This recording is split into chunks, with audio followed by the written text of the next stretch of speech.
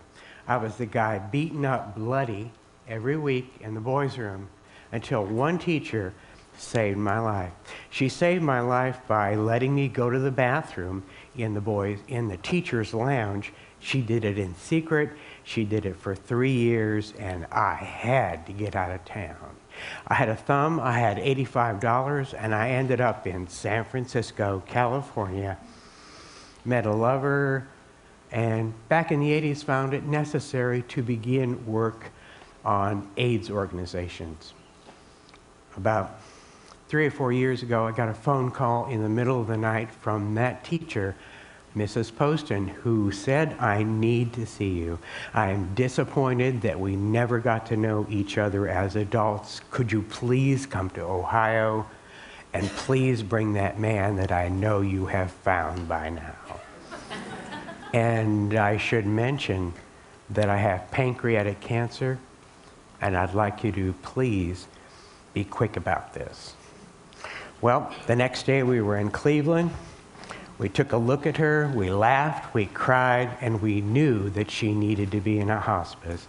We found her one, we got her there, and we took care of her and watched over her family because it was necessary. It's something we knew how to do. And just as a woman who wanted to know me as an adult got to know me, she turned into a box of ashes and was placed in my hand.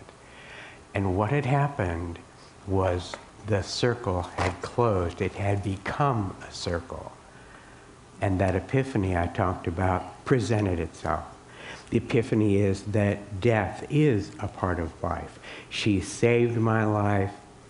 I and my partner saved hers. And you know, that part of life needs everything that the rest of life does. It needs truth and beauty, and I'm so happy it's been mentioned so much here today. It also needs, dignity, love, and pleasure, and it's our job to hand those things out. Thank you.